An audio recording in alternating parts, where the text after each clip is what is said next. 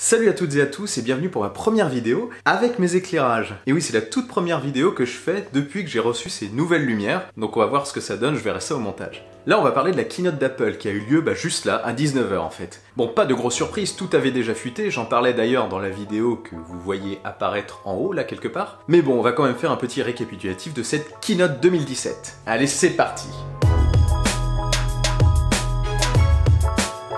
Donc cette conférence était très attendue, on attendait notamment l'iPhone 8, 8 Plus et l'iPhone X, iPhone X. Les noms en effet avaient également fuité en même temps que le design.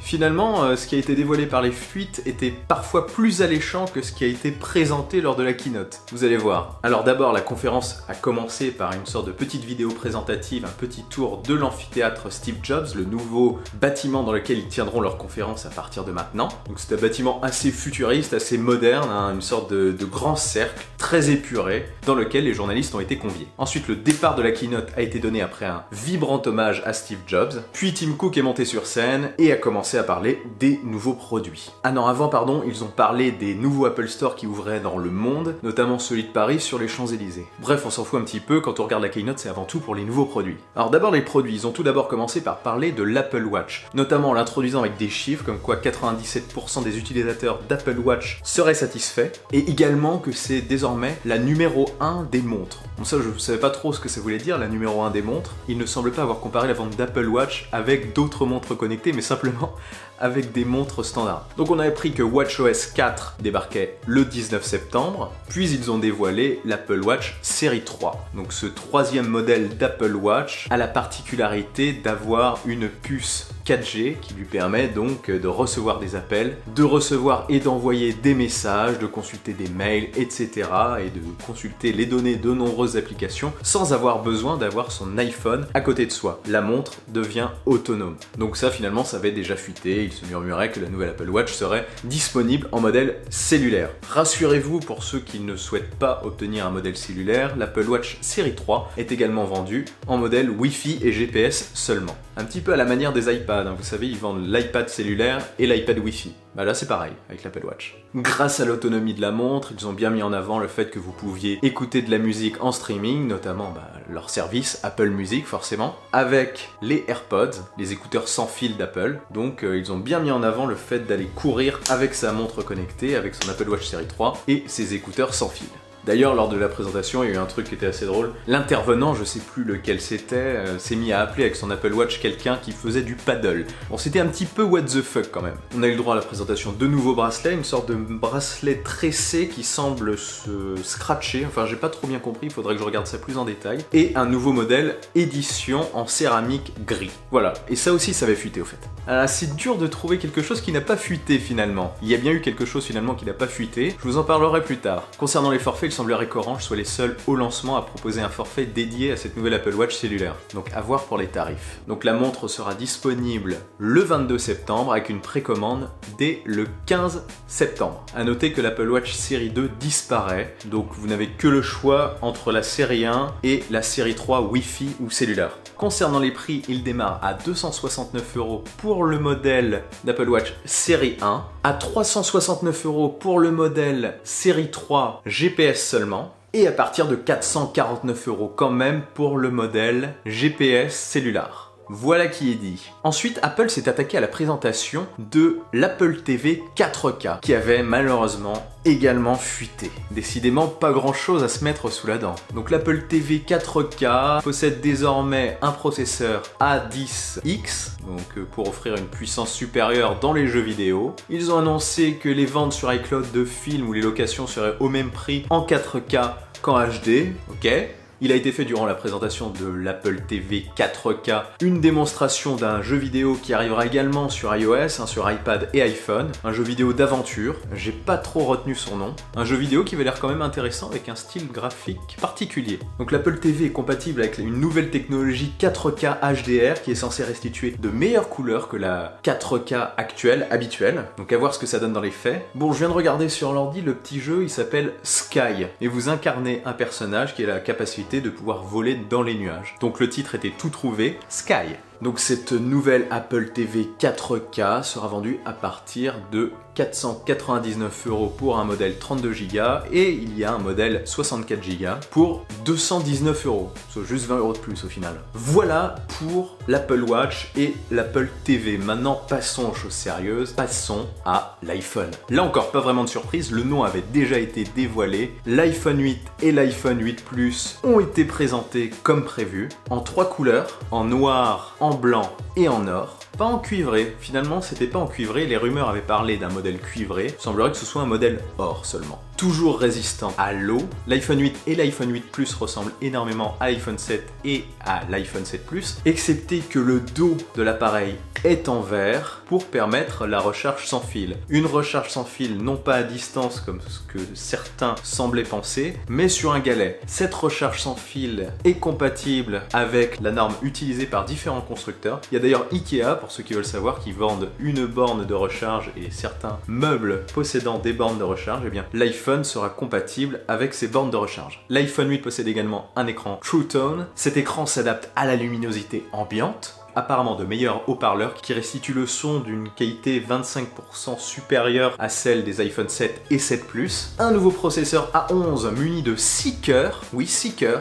si j'ai bien compris il y en a 2 qui fonctionnent à fond et les 4 autres qui varient en fonction de vos tâches pour l'économie d'énergie. Bien sûr un capteur photo légèrement amélioré, il n'a pas suivi une nette amélioration quand même ce capteur photo je trouve, après il faut voir dans la restitution des photos ce que ça donne, mais je trouve que par rapport au 7 et au 7 Plus, enfin du point de vue des caractéristiques, l'évolution n'est pas si nette que ça. On a quand même un meilleur effet bokeh, vous savez le flou artistique là derrière une photo de portrait, il semblerait plus travaillé. Ils ont d'ailleurs inséré, mais apparemment c'est en bêta, la possibilité de changer le fond, donc de remplacer l'effet flouté par tout simplement un fond noir ou des effets. Ça c'était assez intéressant et assez impressionnant. Ça permettrait de faire des photos ressemblant à des photos de professionnels. Attention, je dis bien ressemblant à des photos de professionnels, ça reste des photos d'amateurs bien entendu, mais ça a de la gueule quand même. On a d'ailleurs la possibilité d'accentuer les ombres sur le visage ou d'éclaircir des zones du visage. Ça avait l'air très intéressant, il faut vraiment que je teste ça. Alors est-ce que ce sera déployé dans iOS 11.1 et quand? Je ne le sais pas. Les caméras de ces iPhone 8 et 8 Plus permettent également de filmer en 4K, c'était déjà le cas, mais cette fois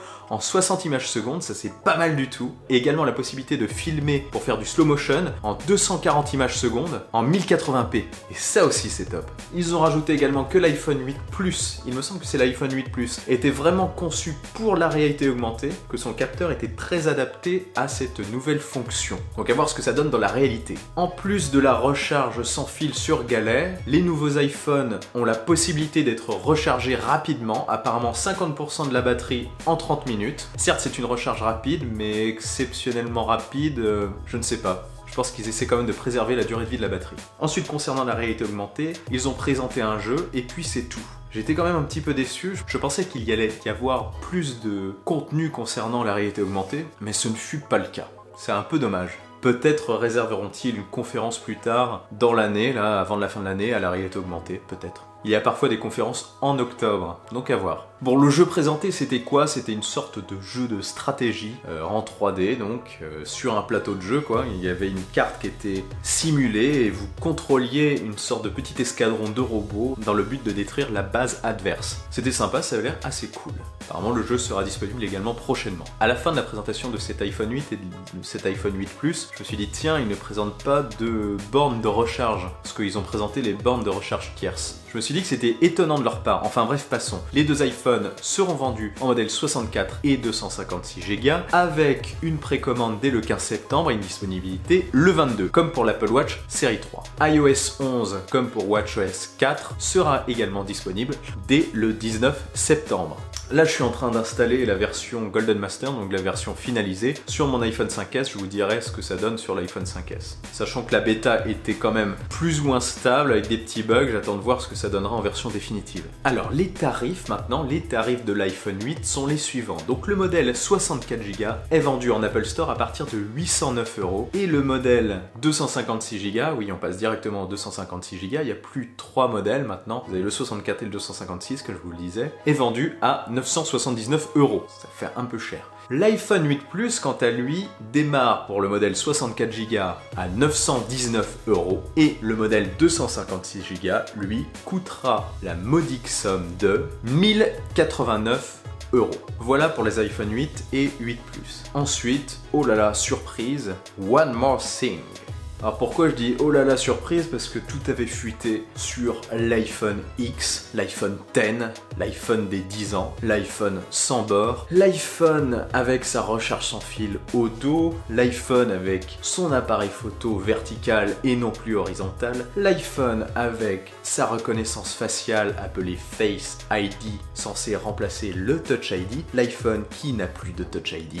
Tout ça avait fuité. Aucune surprise concernant cet iPhone, à part une mauvaise surprise. Mais bon, je commence par les caractéristiques dévoilées de ce nouvel iPhone X, iPhone X. Donc comme prévu, un design ressemblant quand même à celui des iPhone 8 et 8 Plus. Vous avez un dos en verre censé être extrêmement résistant selon Apple, une face avant avec un écran OLED qu'ils ont appelé Super Retina, qui recouvre quasiment l'intégralité de la face avant du smartphone, sauf une encoche dans laquelle se trouvent des capteurs assez puissants, beaucoup de capteurs qui permettent une reconnaissance faciale très précise, reconnaissance faciale qui apparemment est tellement précise qu'elle permet de reconnaître quelqu'un dans l'obscurité ou quelqu'un avec un chapeau, un bonnet, une moustache, une barbe, des lunettes, etc. Les capteurs sont censés le reconnaître. Peut-être pas avec une cagoule, mais dans la majorité des cas, c'est censé marcher. À noter qu'il y a eu pendant la conférence une sorte de petit hic. Lors de la présentation, le premier iPhone qui a été pris ne s'est pas déverrouillé par la reconnaissance faciale. Donc j'attends de voir vraiment ce que ça donne dans les faits. Est-ce que c'était juste un bug isolé ou est-ce que c'est un bug qui pourra se répéter? Je ne sais pas. Ça m'a fait sourire. Les rumeurs avaient prévu que cet iPhone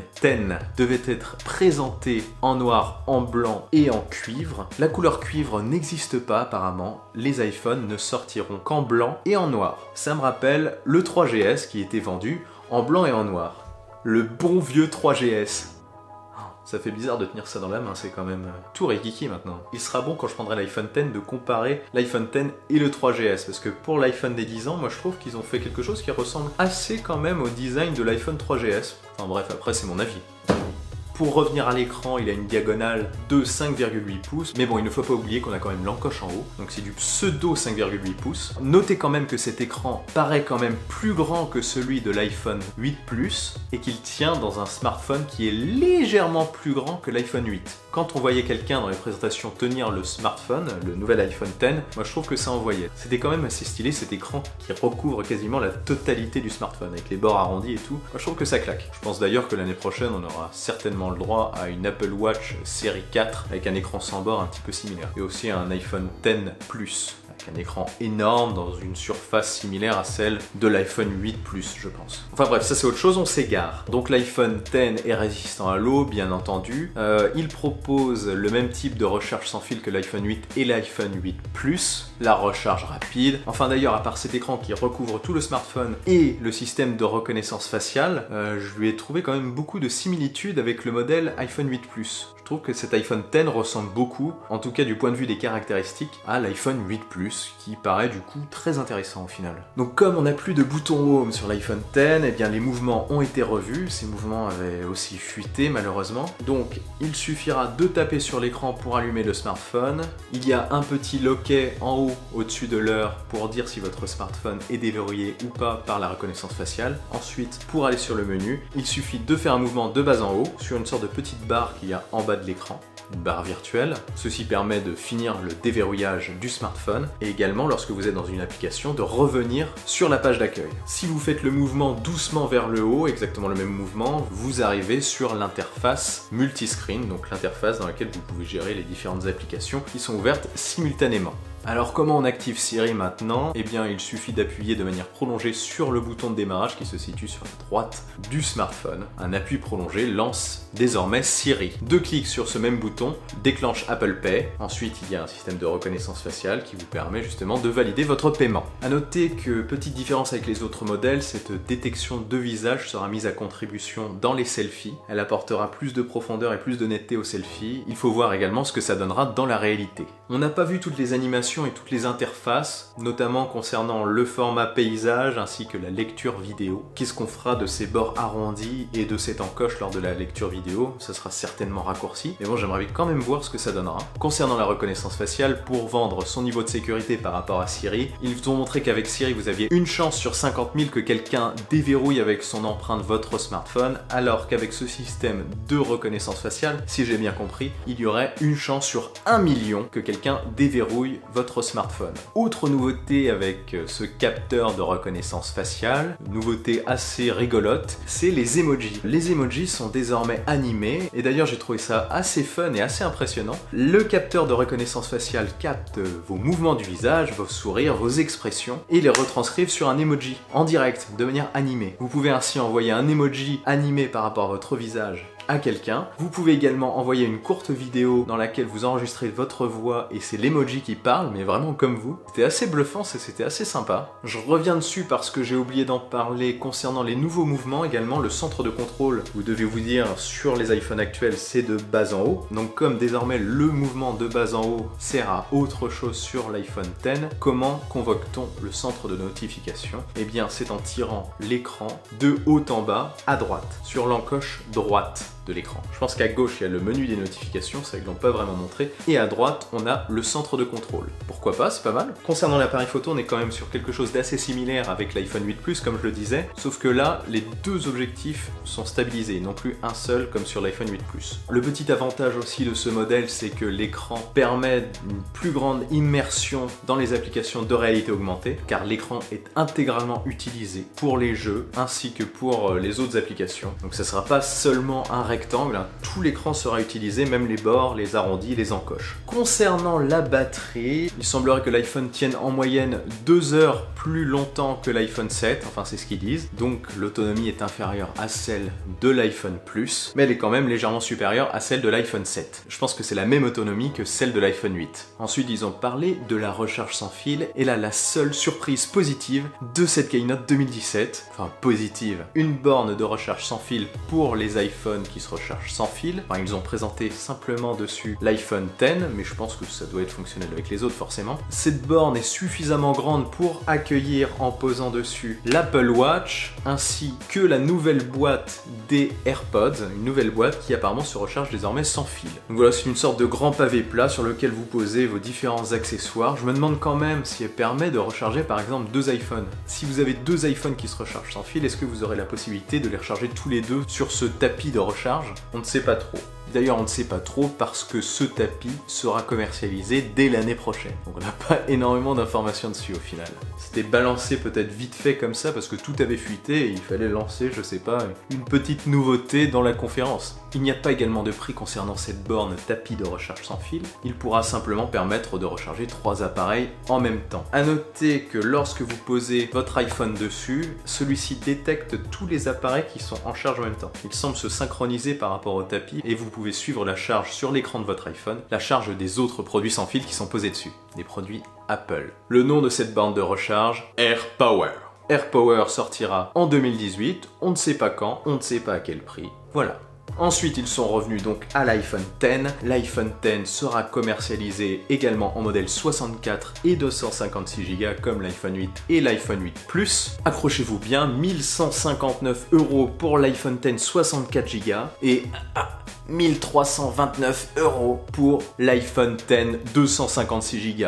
Ça y est, un iPhone est vendu à plus de 1300 €. Et la surprise, je vous en parlais, la surprise pas fun, c'est que ces iPhones ne sont pas disponibles à la précommande le 15 septembre qui vient, et ils ne seront pas non plus disponibles à la vente le 22 septembre qui vient. Non, non, non. L'iPhone X sera disponible en précommande à partir du 27 octobre, oui, octobre, et à la vente à partir du 3 novembre. Ce qui laisse le temps de mettre de côté ou alors de se tourner vers l'iPhone 8 et l'iPhone 8 Plus. Voilà, c'est à peu près tout pour la Keynote 2017. La Keynote 2017 qui avait quasiment totalement fuité, mais bon, c'est toujours agréable à voir une Keynote, c'est toujours fun. On se pose là avec une petite boisson et des popcorn et on regarde ça tranquillou. Ah oui, avant de finir, petit fait étrange, là l'iPhone 6S et l'iPhone 6S Plus qui devaient dégager sont toujours présents à un prix abordable pour Apple. Je pense que vous pourrez ainsi trouver assez facilement un iPhone 6S à partir de 460 479 € chez un opérateur, par exemple Soch. Il est vendu à 529 € chez Apple. Voilà, et l'iPhone SE reste aussi. Donc on se retrouve avec iPhone SE, iPhone 6S, iPhone 6S Plus, iPhone 7, iPhone 7 Plus, iPhone 8, iPhone 8 Plus et iPhone X. Ce qui donne quand même cette année un choix assez large en termes d'iPhone. Je ferai d'ailleurs à ce sujet une vidéo quel iPhone choisir fin 2017 parce que j'ai déjà fait quel iPhone choisir printemps 2017. Et là il convient de revoir un petit peu tout ça. Elle arrivera prochainement sur ma chaîne. Si vous êtes intéressé, n'hésitez pas à vous abonner à ma chaîne. Et même si vous n'êtes pas intéressé au final, n'hésitez pas tout court à vous abonner à ma chaîne. Voilà, c'est tout pour ce résumé peut-être un petit peu long de la keynote 2017. J'ai voulu être précis. On se retrouve très vite pour une prochaine vidéo. Quoi qu'il en soit, je vous dis à très vite sur ma chaîne. Allez, salut!